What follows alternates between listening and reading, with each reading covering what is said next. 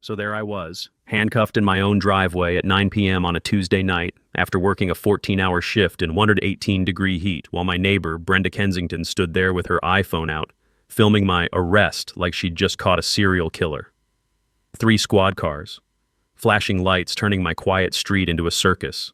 The entire HOA board lined up on my lawn like I was public enemy number 1. My work truck still running, air conditioning blasting because I'd literally just pulled in from an emergency call saving some poor family's AC during a Phoenix heat wave. And there's Brenda, practically orgasmic with joy, waving these official-looking papers at the deputy, screeching about how I'm a criminal who owes thousands in unpaid HOA fines and how she finally has proof of my violations. The steel handcuffs bit into my wrists, while the smell of hot asphalt and diesel fumes filled the air. Here's the kicker. Those unpaid bills she was so excited about, every single one had her name printed right there on the original documents. But here's what I want to know. What would you have done if your neighbor tried to have you arrested over her own unpaid bills? Drop a comment and let me know where you're watching from tonight, because this revenge story gets absolutely insane. Let me back up and tell you how this whole nightmare started, because you need the full picture to understand just how diabolical this woman really was. My name's Marcus Thorne, I'm 34, and I fix air conditioners for a living in the oven that Arizona calls summer. After my divorce, let's just say my ex had champagne tastes and left me with a beer budget, I scraped together enough for a down payment on this modest ranch house in Willowbrook Estates, just outside Tucson. Nothing fancy. We're talking 1990s subdivision where the American dream comes with beige stucco, drought-resistant rocks instead of grass, and neighbors who think excitement is a new flavor of Greek yogurt. The HOA formed in 2018, mostly to keep people from turning their front yards into junkyards. Enter our villain, Brenda Kensington. 59 years old, moved in 6 months after me from some fancy Scottsdale neighborhood where the golf carts cost more than my truck. Word was her husband's import business crashed harder than a meteor, forcing them into what she clearly considered peasant territory. Picture this. Bleached blonde bob that probably required monthly sacrifice to the hair gods, designer sunglasses bigger than satellite dishes, though I'd bet money they were knockoffs, and this perpetual look like she'd just smelled something offensive, which, considering she was surrounded by us working-class folks, probably wasn't far from the truth. She drove a silver Mercedes C-Class that screamed, "I'm still important," while making payments that probably kept her up at night. Meanwhile, I'm rolling around in my white Ford work van, tools rattling like a paint mixer, having an epileptic fit every time I hit a pothole. The crunch of gravel under my work boots that first morning should have been my warning. I'd worked until midnight fixing some family's AC during a heat wave, because in Arizona, no air conditioning equals possible death, and I parked my van in my own driveway like a normal human being. Next morning, there's this citation under my windshield wiper, crackling in that bone-dry desert wind. $75 for commercial vehicle storage violation. Professional letterhead, legal jargon, the whole intimidation package. Here's where Brenda made her first mistake. I actually read the fine print. Called the property management company during lunch. Sandra, the office manager, goes quiet when I read the citation number. "Sir, we didn't issue any violations this week, and our bylaws don't even mention commercial vehicles." Legal nugget time. Always demand to see the original governing documents when someone hits you with HOA violations. Real enforcement requires proper documentation trails and authorized signatures. So I dug out my HOA paperwork, that thrilling novel they make you initial 50 times when you buy. Guess what? Zero mention of work trucks, commercial vehicles, or anything related to how I make my living. That's when the pieces clicked. Brenda was running a solo operation, creating fake violations with enough official polish to fool most people.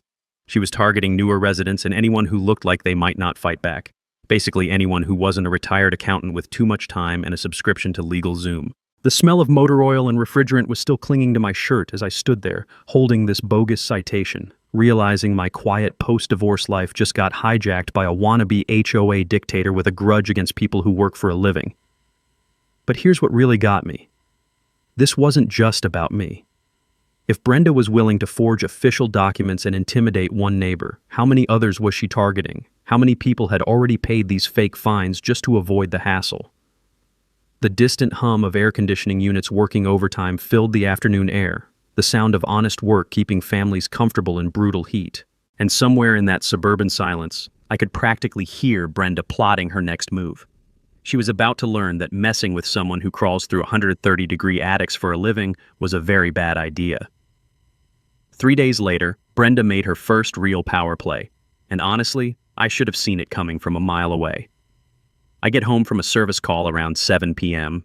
Nothing crazy, just replaced a capacitor for an elderly couple whose system was struggling in the heat, and there's this folded paper stuck to my front door. Not tucked politely in the mailbox, mind you, taped right to the door like some kind of eviction notice. Emergency HOA board meeting, Thursday 7 p.m., regarding Marcus Thorne violations. Emergency? I'd been living there all of 3 months, and the most exciting thing that had happened was Mrs. Patterson's cat getting stuck in a palm tree. But apparently I was now considered a neighborhood crisis worthy of emergency intervention. The meeting was held in the community center, which smelled like that particular blend of industrial carpet cleaner and broken dreams that you find in every suburban gathering space. The fluorescent lights buzzed overhead like angry wasps having a turf war. I walked in expecting maybe the 5 board members and Brenda. Instead, I found what looked like a tribunal from hell. Brenda had recruited backup. There's Doris Fleming, this sweet 78-year-old from 3 houses down, looking nervous as a long-tailed cat in a room full of rocking chairs. Poor Doris kept fidgeting with her purse strap like it was a rosary. Board President Jerry Walsh, retired insurance adjuster who takes Robert's Rules of Order more seriously than the 10 Commandments, called the meeting to order while Brenda sat there with this manila folder thick enough to stop bullets, practically vibrating with excitement. "We're here," Jerry announced in his most official voice, "to address ongoing violations and disruptive behavior by Mr. Thorne." Brenda jumped up like she'd been shot from a cannon. "He's been parking that commercial vehicle in violation of our aesthetic standards for weeks. And the noise violations, coming home at all hours, slamming doors, revving engines. Mrs. Fleming can attest to the intimidating behavior." She starts pulling papers from her folder like a magician doing card tricks. Violation notices, complaint forms, even what looked like a petition with signatures that probably came from the same hand that writes grocery lists in purple ink. Now here's something I learned from my divorce lawyer, and trust me, that education cost me enough to fund a small country's defense budget. Always demand to see the original documentation before you respond to any legal-sounding nonsense. So while Brenda was performing her one-woman Broadway show, I'd been busy with my phone taking time-stamped photos of every document she waved around. "Before we continue," I said, standing up with my own folder, much thinner but way more legitimate, "I'd like to see the specific bylaw that defines aesthetic standards for commercial vehicles." Dead silence. You could hear Jerry's stomach growling because he'd clearly missed dinner for this circus. Jerry started flipping through his copy of the HOA rules, looking more confused by the minute. "Well, there's the general provision about maintaining property values." "Which says what exactly about work trucks?" More silence. The air conditioning kicked on with a wheeze that suggested it needed my professional attention. That's when I pulled out my phone and showed them the photos I'd taken earlier that day of Brenda's own property. Cracked driveway that looked like a geological survey map. Dead plants in her front yard that were basically plant skeletons wearing price tags from Home Depot. And my personal favorite, her mailbox was hanging off its post at such an angle that the mail carrier probably needed an engineering degree and hazard pay to deliver her bills. "Since we're talking about aesthetic standards," I said, "maybe we should address these actual violations before creating imaginary ones." Brenda's face went through more color changes than a mood ring having a nervous breakdown. "That's completely different. This is about your aggressive behavior and—" "Ma'am," Jerry interrupted, and I could see the light bulb finally flickering on in his head like a dying fluorescent tube. "Do you have documentation that Mr. Thorne has actually violated any specific bylaw?" That's when poor Doris dropped the bombshell that changed everything. Turns out she'd been taking notes during Brenda's recruitment visit, and when Jerry asked her directly about my intimidating behavior, she looked like she wanted to crawl under the folding table. "I just signed what she asked me to sign because she seemed so upset," Doris whispered, her voice barely audible over the rattling air vents. "But honestly, that young man has always been polite when I see him. She told me he was probably dealing drugs, but I've never seen anything suspicious. I think she just doesn't like working people." The room temperature seemed to drop 20 degrees. Brenda's mouth opened and closed like a fish gasping for water. The meeting fell apart faster than a dollar store umbrella in a hurricane. Jerry called for a recess while the board huddled in the corner, whispering like conspirators planning a very boring coup. When they came back, Jerry looked like he'd rather be getting a root canal. "Due to procedural irregularities, we're tabling this matter pending further review." But here's where Brenda showed her true colors. As everyone filed out, she cornered Jerry and suggested they impose a $25 monthly monitoring fee on my property until my compliance could be verified. $25 might not sound like much, but it was the principle. This woman was literally trying to tax me for existing in my own neighborhood. Walking back to my truck, I could smell that desert sage mixing with the lingering scent of whatever industrial disinfectant they used to make the community center smell like a hospital's waiting room. Doris caught up with me in the parking lot, her shoes crunching on the gravel. "I'm sorry about all this," she said quietly. "That woman made it sound like you were some kind of criminal. She's got a real problem with people who work with their hands." That's when I realized this wasn't going to end with one meeting. Brenda had tasted blood, and she was just getting started. 2 weeks later, Brenda decided to bring in the nuclear option. And by nuclear, I mean she called the county and told them I was running a meth lab. Okay, maybe not a meth lab, but close enough.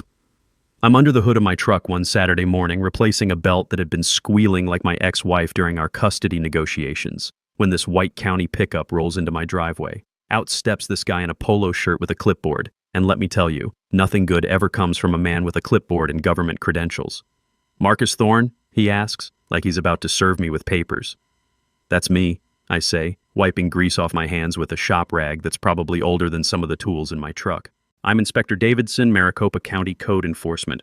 We received a complaint that you're operating an unlicensed commercial business from this residential property."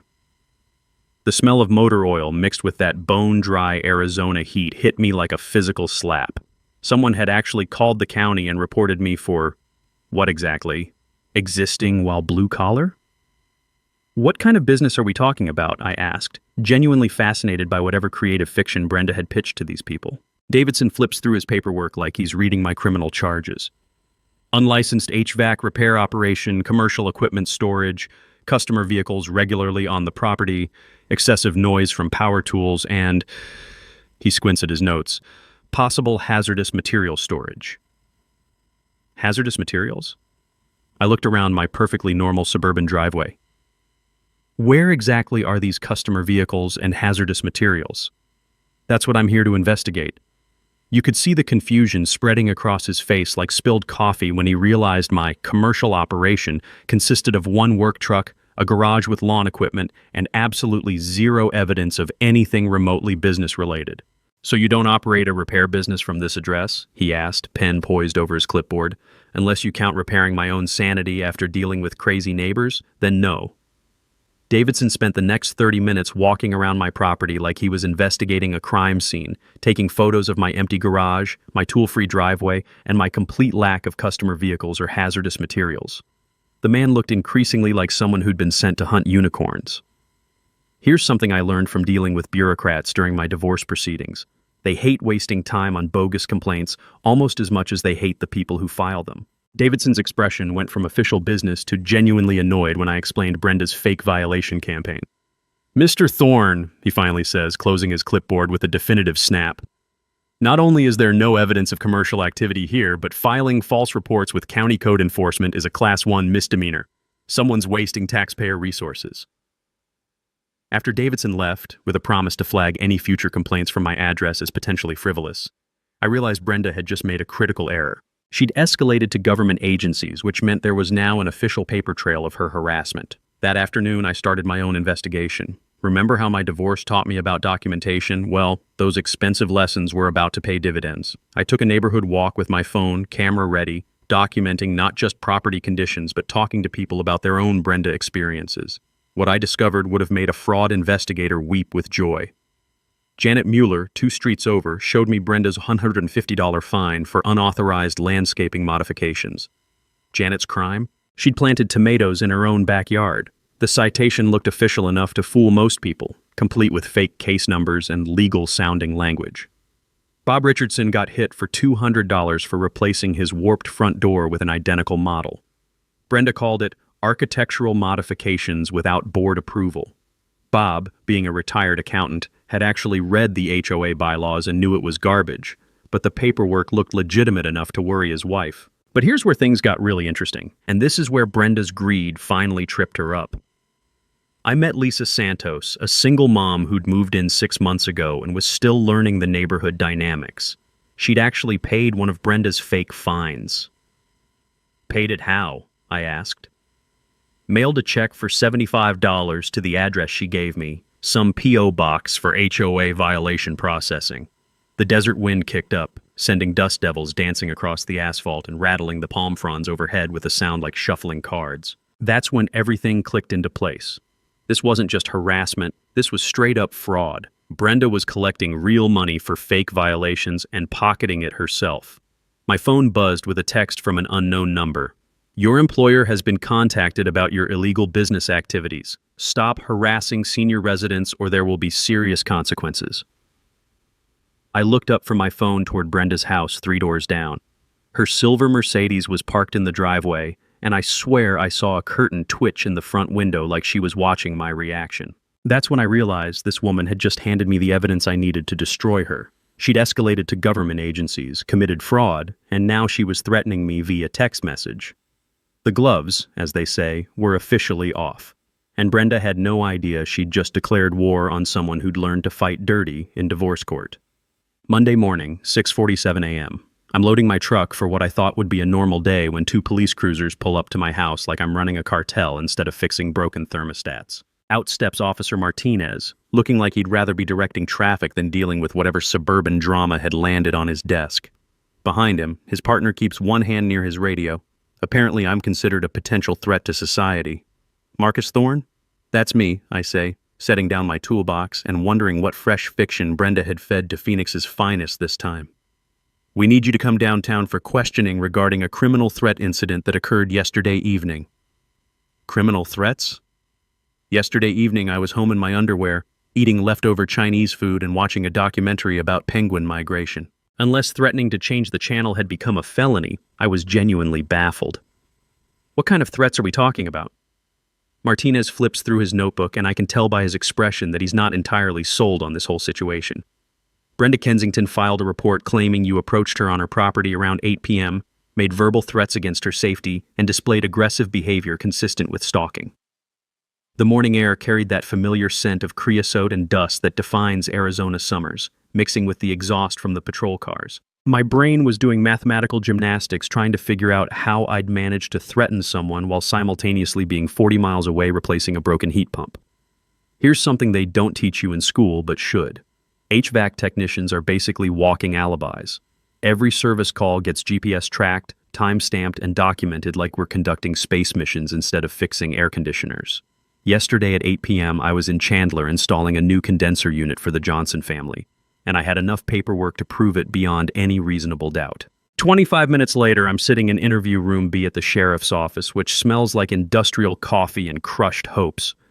The fluorescent lights buzzed overhead like dying insects while Martinez spread out my work orders, GPS tracking data, and customer signatures across the metal table. Mr. Thorne, Martinez says, looking up from what essentially amounted to my electronic alibi. According to these records, you were nowhere near Willowbrook Estates when this alleged incident occurred. In fact, you've got our customer signature confirming you were at their residence until 9:20 p.m. That's correct, officer. Martinez leans back in his chair and I can see the gears turning. This isn't the first complaint we've received about you from Ms. Kensington, is it? That's when I told him everything. The fake HOA violations, the fraudulent code enforcement complaint, the escalating pattern of harassment that had been building for months. Martinez took notes, asked pointed questions, and gradually transformed from suspicious cop to interested investigator. Here's what's going to happen, he said, closing his notebook with a definitive snap. No charges will be filed because, frankly, it's impossible to threaten someone when you're 40 miles away with GPS proof. But, Mr. Thorne, this is the 4th complaint we've received from Ms. Kensington in 6 weeks. 3 about you, 1 about another neighbor. We're starting to recognize a pattern. When I got home that afternoon, Janet Mueller flagged me down before I could even park. She'd organized an impromptu neighborhood meeting in her driveway, and apparently half the street had Brenda stories to share. Bob Richardson, retired accountant and spreadsheet wizard, had been busy. I've compiled every fake violation she's issued over the past 18 months, he said, showing us a document that would make forensic accountants weep with joy. 14 different households, 47 separate violations, attempted collections totaling $3,400. But here's where Brenda's greed finally caught up with her, and this was the moment everything changed. Lisa Santos brought something that made my divorce lawyer's voice echo in my head. Always follow the money trail. She pulled out her canceled check and the payment instructions Brenda had provided. The check wasn't made out to Willowbrook Estates HOA or our management company. It was made out to Community Standards Processing, LLC, and mailed to a P.O. box registered under, wait for it, B. Kensington. She created a fake company, Bob said, his accountant brain practically smoking from excitement. This isn't harassment anymore. This is wire fraud, mail fraud, and identity theft. The sound of sprinklers kicking on across the neighborhood mixed with the distant rumble of afternoon traffic as we stood there realizing we'd stumbled onto something that would make white-collar crime investigators dance with joy. My phone buzzed. Text from an unknown number. You people are playing with fire. Drop this investigation or you'll regret it. I held up the phone so everyone could see the message. And now we have witness intimidation to add to the list. That evening, Detective Rodriguez from Financial Crimes called me personally. Turns out when you file false police reports while simultaneously running a mail fraud operation, you tend to attract the attention of people with badges and very little sense of humor. Bring everything you've got tomorrow, Rodriguez said. Every fake violation, every payment instruction, every threatening message, we're opening a formal investigation. As the desert sunset painted my windows gold and crimson, I sat at my kitchen table organizing evidence that would probably send Brenda to federal prison. The irony wasn't lost on me. Her own greed and escalating threats had built the case against her better than any prosecutor could have planned. Somewhere in the distance, I could hear the hum of air conditioning units working overtime, the sound of honest work keeping families comfortable in brutal heat. Tomorrow, Brenda Kensington was going to learn what real consequences looked like. Wednesday afternoon, Detective Rodriguez's office smelled like burnt coffee and justice about to be served. Bob Richardson sat across from the detective's desk, laptop open, looking like a forensic accountant who'd just discovered the financial equivalent of buried treasure. Gentlemen, Rodriguez said, spreading our evidence across his desk like a general planning a siege, what you've stumbled onto here is way bigger than neighborhood harassment. This is organized fraud with federal implications. Bob's fingers danced across his keyboard, pulling up a spreadsheet that would make the FBI's white-collar crime unit weep with envy. I've traced every fraudulent payment over 14 months. 7 residents paid fake fines totaling $3,200, all deposited into accounts controlled by Brenda Kensington. Rodriguez nodded, but his expression suggested he was holding back the real bombshell. That's just the tip of the iceberg. He pulled out a thick file folder that landed on his desk with the weight of impending doom. I ran a background check on your neighbor. Turns out Brenda's financial situation makes the Titanic look seaworthy. The afternoon sun slanted through his office windows, casting long shadows that seemed to emphasize the gravity of what we were about to learn. Outside, I could hear the distant drone of traffic mixed with the mechanical hum of the building's air conditioning, a sound that always reminds me that even in the middle of serious business, someone's got to keep the world cool. Her husband's import business didn't just fail, Rodriguez continued, opening the file. It collapsed, owing $340,000 to creditors. Mortgage 4 months behind, Mercedes lease in default, credit cards maxed at $52,000. She's been using your fake HOA fines to make minimum payments and keep the repo man from turning her life into a country song. But here's where the story took a turn that made my divorce drama look like a children's birthday party. Ms. Kensington has been running this exact scam for over 3 years, Rodriguez said, pulling out police reports from Scottsdale. Same fake violations, same fraudulent collection methods, same targeting of working-class residents who might not fight back. Bob's eyes went wide. She's done this before. Gets better. Scottsdale PD was building a case against her in 2022 when she conveniently disappeared. Moved to your neighborhood and started fresh. Rodriguez leaned forward. But here's the kicker. And this is what's going to put her away for a long time. He pulled out a photograph that made my stomach drop. It showed Brenda's hands holding a USPS master key, the kind that opens entire neighborhood mailbox clusters. She's been intercepting legitimate HOA communications and replacing them with her fake violations. We're talking mail theft, identity theft, wire fraud, and conspiracy to commit fraud across state lines. The room fell silent except for the buzz of fluorescent lights and the distant rumble of Phoenix traffic. I could feel my pulse in my temples as the full scope of what we'd uncovered hit me. How much money are we talking about total? I asked. Rodriguez consulted his notes. Between Scottsdale and your neighborhood, conservative estimate is $15,000 over 3 years, but the federal charges carry 20-year sentences because she crossed state lines and used postal services to commit fraud. Bob closed his laptop with a satisfied click. So what happens now? Now? Rodriguez smiled for the first time since we'd met. Now I get arrest warrants, and we shut down a multi-year criminal enterprise that's been masquerading as neighborhood drama. Walking out of that police station felt like stepping into a different world. For months, Brenda had made me question my own sanity, wondering if I was overreacting to simple neighbor disputes. Turns out I'd been the target of a sophisticated criminal operation. Bob and I stood in the parking lot where the asphalt was already starting to shimmer in the afternoon heat. "You realize what this means?" he said. "That justice is about to be served with a side of federal prison time?" "Better than that," Bob grinned. "Brenda Kensington just went from neighborhood bully to federal defendant, and she has absolutely no idea what's coming." My phone buzzed. Another anonymous threat text. This time I actually laughed out loud. "Too little, too late, Brenda. Way too late." Friday evening, Janet Mueller's dining room looked like the FBI had set up a field office in suburban Arizona. We'd transformed her antique oak table into mission control for what Detective Rodriguez cheerfully called dismantling a multi-year fraud enterprise, which sounds way cooler than getting revenge on the crazy neighbor lady.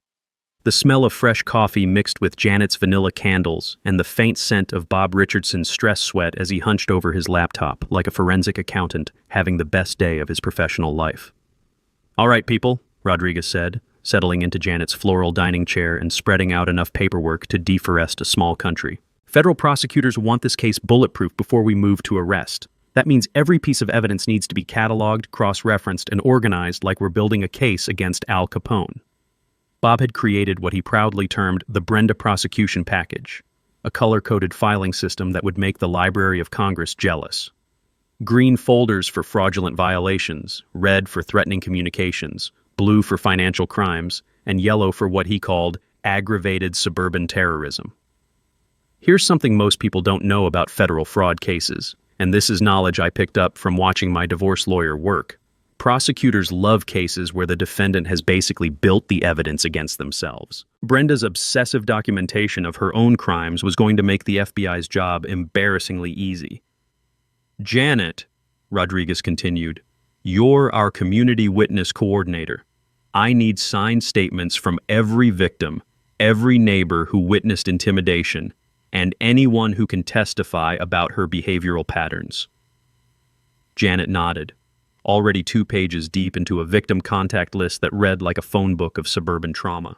12 households got fake violations, 6 more witnessed threats or harassment, and 3 neighbors can testify about her intercepting mail. Detective Sarah Olivia from White Collar Crime had joined our little suburban crime-fighting squad, bringing federal credentials and the kind of prosecutorial enthusiasm that suggested she genuinely enjoyed sending fraudsters to prison. "Cases like this are prosecutor gold," Olivia explained, reviewing Bob's financial analysis with obvious satisfaction. "Clear intent, documented pattern, multiple victims across state lines. It's what we call a career-ending slam dunk in the federal system." She spread out a neighborhood map, marking each targeted household with colored pins. The visual pattern was devastating. Brenda had systematically hunted newer residents, single parents, elderly folks, and anyone who looked like they might pay a bogus fine rather than fight City Hall. "Textbook predator methodology," Olivia noted, photographing the pin map. "She profiles for vulnerability, uses official-looking intimidation, and relies on victims being too embarrassed or confused to report fraud." Lisa Santos, still clutching her canceled check like evidence in a murder trial, raised her hand. "What happens to people like me who actually paid her fake fines?" "Asset forfeiture and victim restitution," Rodriguez explained. "We freeze her accounts, seize her assets, and every victim gets compensated, plus interest." The evening desert wind rattled Janet's windows while Bob's calculator clicked away like a mechanical heartbeat. Outside, you could hear the normal sounds of suburban life: kids playing, lawn mowers running, the distant hum of air conditioning units working overtime in Arizona heat. Rodriguez pulled out his phone and showed us photos that looked like evidence from a spy thriller. "Search warrant executed this afternoon. We found letterhead templates, fake company stamps, P.O. box keys she wasn't authorized to possess, and financial records documenting fraud across 2 counties." "How much money total?" I asked. "Conservative estimate, $18,000 over 3 years, with potential tax evasion charges adding another dimension." Chen opened her briefcase and pulled out legal documents thick enough to use as doorstops. "Wire fraud carries 20 years maximum, mail fraud is another 20, identity theft adds mandatory minimums. We're looking at potential decades in federal prison." Here's something that divorce court taught me about legal strategy. Timing is everything. The federal government doesn't move fast, but when they do move, it's with the subtlety of a freight train hitting a smart car. Arrest is scheduled for Monday, 6 a.m., Rodriguez announced. Federal agents, local backup, media notification for public awareness. Media? Janet looked like she'd just been told we were having dinner with the president. HOA fraud affects thousands of homeowners annually, Olivia explained. Your case becomes a public service announcement that could prevent future victims nationwide. As we organized evidence into prosecution-ready packages, Rodriguez handed each of us business cards with direct contact information. Stay vigilant this weekend. Desperate criminals make unpredictable moves when they sense walls closing in. Bob closed his laptop with the satisfied click of a man who'd just helped build an airtight federal case. You know what the beautiful irony is? Brenda's been so focused on harassing us that she never realized we were documenting every crime she committed. Walking to my truck in the desert evening air, that distinctive blend of sagebrush and cooling asphalt that defines Arizona nights, I felt something I hadn't experienced since my divorce finalized. Not just relief, but genuine anticipation. My phone buzzed with another anonymous threat text. This time I actually smiled while forwarding it to Rodriguez. Monday morning, Brenda Kensington was going to wake up to federal agents at her door and realize that karma doesn't just knock. Sometimes it kicks the door down with a search warrant. Saturday morning started peacefully enough. I was in my garage, organizing tools and enjoying the brief window of cool air before Arizona's daily attempt to melt everything, when my phone rang. Marcus, it's Janet. You need to see this. 20 minutes later, I'm standing in Janet's driveway staring at what looked like the aftermath of a vindictive teenager's revenge fantasy. Someone had egged her house, spray-painted "liar" across her garage door in neon orange letters, and scattered her garbage across the front lawn like confetti from hell. Security camera caught it, Janet said, holding up her phone. The footage showed a figure in dark clothing and a baseball cap methodically vandalizing her property around 3 a.m. The person was careful to avoid showing their face, but that silver Mercedes parked half a block away was pretty much a neon sign screaming Brenda Kensington was here. She's escalating, I said, taking photos of the damage. Cornered animals get desperate. But Brenda was just getting started with her weekend crime spree. Bob Richardson called an hour later, his usually calm accountant voice tight with anger. Someone called my former employer claiming I was embezzling client funds and suggested they investigate my pension payments. Lisa Santos got hit next. Anonymous complaints to Child Protective Services claiming she was neglecting her 8-year-old son and using drugs. CPS showed up at her house Saturday afternoon, requiring her to prove she wasn't a danger to her own child. The caseworker was actually apologetic, Lisa told us during an emergency meeting at my house that evening. Said they get bogus reports all the time, but they're legally required to investigate. Took 3 hours to clear everything up. The pattern was obvious and increasingly unhinged. Brenda had moved beyond fake HOA violations into full-scale character assassination, using government agencies as weapons against anyone who'd joined our coalition.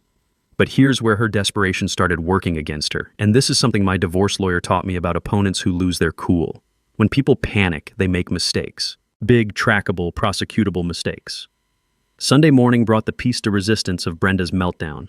I'm having coffee on my back patio, enjoying the desert sunrise and planning a quiet day before tomorrow's arrest, when my phone explodes with notifications. She'd created fake social media profiles and posted warnings about our criminal conspiracy in every local Facebook group she could find. According to Brenda's online manifesto, we were running an elaborate insurance scam, intimidating senior citizens, and possibly involved in drug trafficking. The posts were unhinged enough to be entertaining, but they contained enough personal information about our addresses, work schedules, and family situations to cross the line into stalking and harassment. She's basically building the prosecution's case for them, Bob observed when we all gathered at Janet's house, now sporting a fresh coat of primer over the spray paint vandalism. Every fake complaint, every threatening message, every social media post is documented evidence. Detective Rodriguez arrived with a grim expression and a folder thick with new complaints. Your neighbor had a busy weekend. False reports to 4 different agencies, property vandalism, cyberstalking, and what appears to be attempted witness intimidation. Attempted? Janet asked. She tried to bribe Doris Fleming with $500 cash to recant her statement about being pressured to file false complaints. The absurdity was breathtaking. Brenda had offered to pay someone to lie about being forced to lie in the first place. Even by the standards of suburban crime drama, this was impressively stupid. But Rodriguez wasn't done with his weekend update. She also called my captain claiming police corruption and demanding the investigation be transferred to internal affairs. "Did that work?" I asked. Rodriguez smiled grimly. "My captain forwarded her complaint to the FBI's Public Corruption Unit. They're now very interested in meeting Ms. Kensington tomorrow morning." That evening, as desert twilight painted the sky in shades of orange and purple, we sat on my back patio reviewing the weekend's escalation. The air conditioning units hummed their mechanical lullaby while somewhere in the distance kids played in swimming pools and families grilled dinner. Normal suburban sounds that reminded us what we were really fighting for: the right to live peacefully without being terrorized by a neighbor's criminal enterprise. "You know what the ironic thing is?" Janet said, sipping iced tea and watching the sunset. "If she'd just stopped after the first fake violation, none of this would have happened." "Sociopaths can't help themselves," Bob replied with the matter-of-fact tone of someone who'd spent 40 years analyzing human behavior through financial records. "They always escalate until someone stops them." My phone buzzed with a text from an unknown number. "You people destroyed my life. Tomorrow you'll understand what real consequences look like." I showed it to Rodriguez, who just shook his head. 24 hours, he said. "She just has to make it 24 hours without committing another felony." As if on cue, a police siren wailed in the distance, heading toward Brenda's side of the neighborhood. "Think that's related?" Janet asked. "With our luck," I replied, already reaching for my car keys. "Probably." 20 minutes later, we watched from across the street as officers arrested Brenda for attempting to break into the HOA president's house, apparently searching for evidence of our conspiracy. "Well," Rodriguez said, updating his arrest report, "she made it 23 hours and 47 minutes. Close enough. Sunday night, 11:47 p.m. I'm finally drifting off to sleep after the weekend from hell when blue and red lights start strobing through my bedroom window like some kind of psychedelic nightmare. 3 squad cars. In my driveway. Again. I stumbled outside in my pajamas to find Officer Martinez looking like he'd rather be having his wisdom teeth extracted without anesthesia than dealing with whatever fresh insanity Brenda had cooked up. "Let me guess," I said, rubbing sleep from my eyes. "Emergency call about suspicious activity?" "Emergency 911 call reporting active gunfire, domestic violence, and what the caller described as screams consistent with torture or murder," Martinez replied, reading from his notes with the weary tone of someone who'd clearly lost a bet with the universe. I gestured around my perfectly quiet cul-de-sac, where the only sounds were desert wind rustling through palm trees and the distant hum of air conditioners working overtime. "Officer, I was dead asleep. My neighbors were dead asleep. The most violent thing that happened here tonight was my battle with a fitted sheet that refuses to stay on the mattress." Martinez spent 15 minutes walking around my house with his flashlight, presumably searching for evidence of the non-existent massacre Brenda had reported.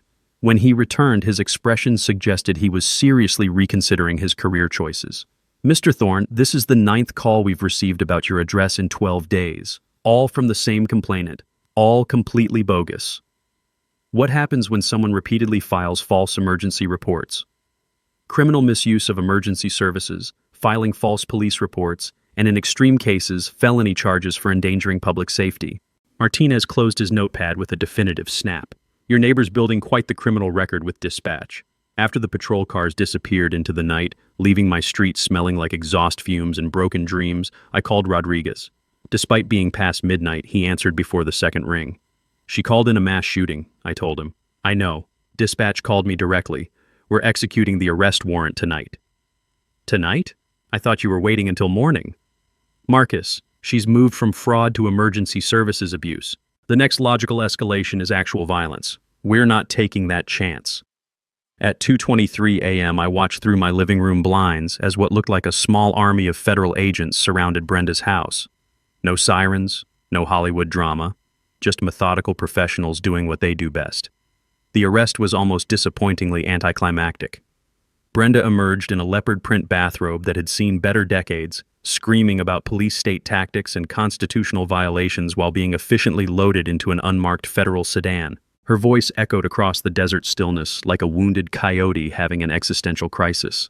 But here's where things took a turn that nobody, and I mean nobody, saw coming.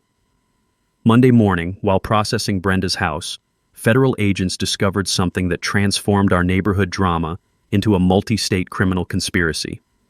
Hidden in her bedroom closet, they found 3 laptops, dozens of fake identity documents, and what Detective Olivia later described as the most comprehensive fraud operation we've seen outside of organized crime.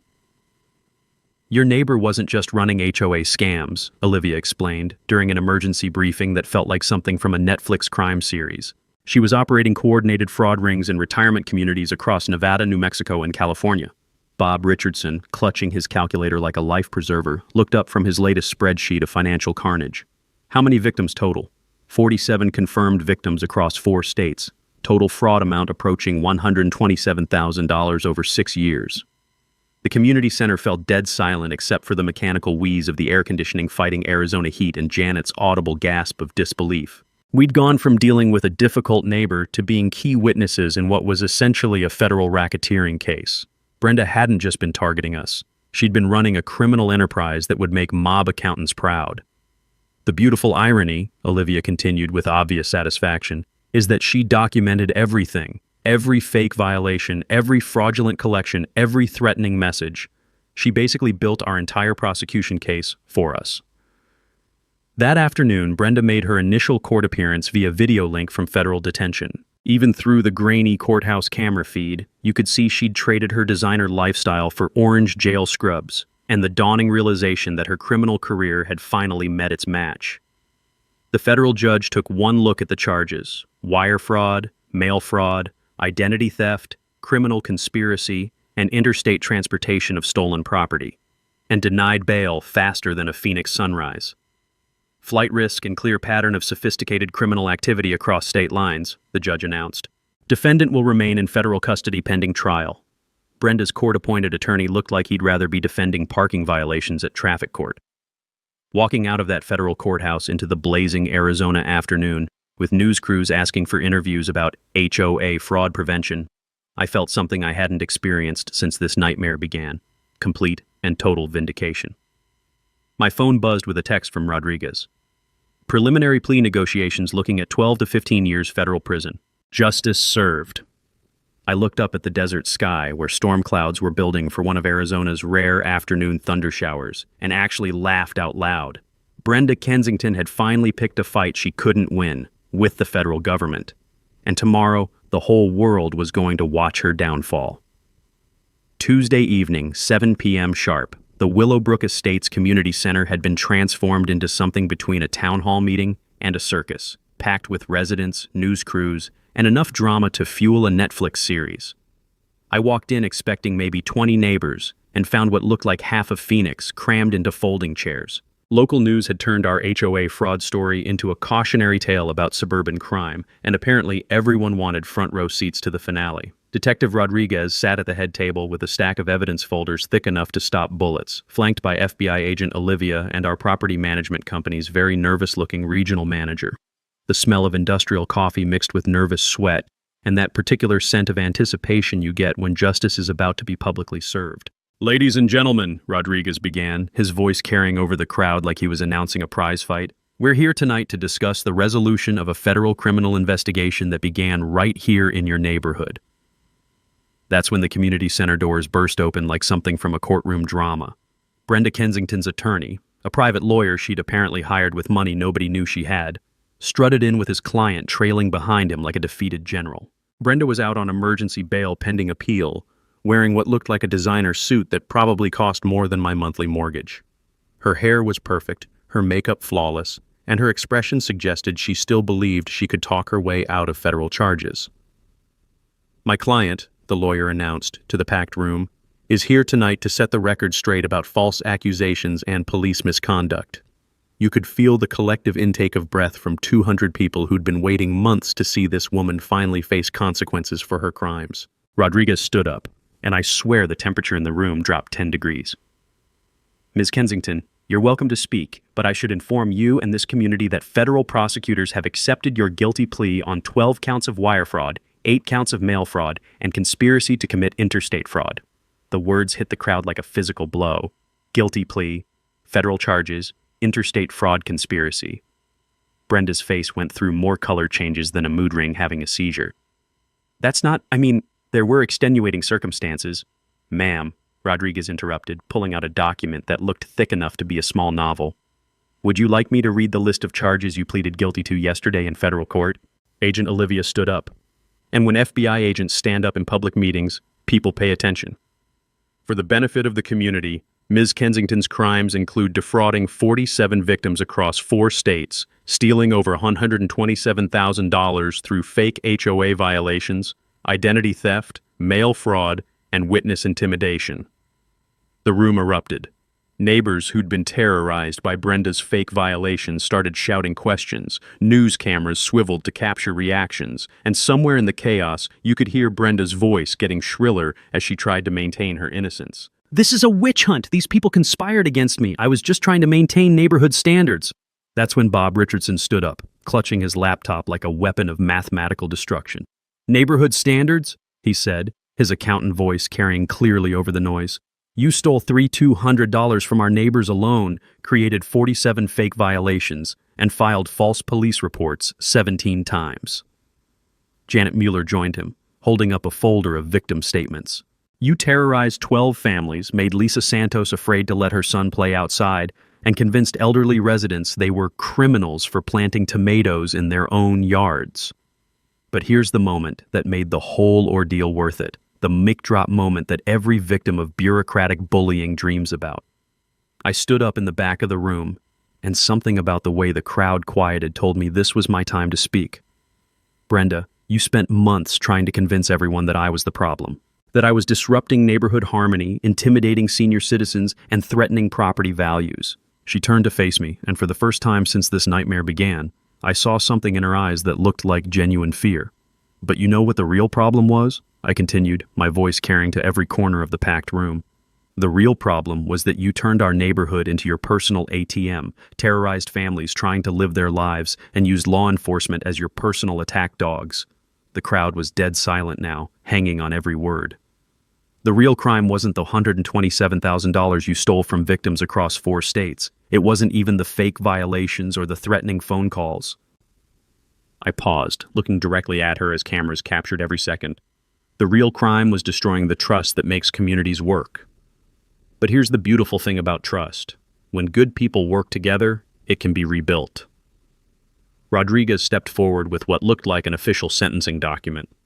Brenda Kensington, federal court has sentenced you to 8 years in prison, full restitution to all victims, and a lifetime ban from serving in any HOA capacity. The room exploded in applause that sounded like thunder rolling across the Arizona desert. As federal marshals escorted Brenda from the community center, past news cameras, past neighbors she'd terrorized, past the justice she'd spent years avoiding, her lawyer leaned over and whispered something in her ear. Whatever he said made her turn back one last time and look directly at me. I smiled and waved goodbye. Justice, as they say, is a dish best served with federal prison time. 6 months later, I'm standing in my driveway on a Saturday morning watching the moving truck pull away from Brenda's old house. The new owners, a young couple with twin toddlers, wave from their front porch as their kids chase each other around the yard, filling the space with the kind of laughter that had been missing from our neighborhood for way too long.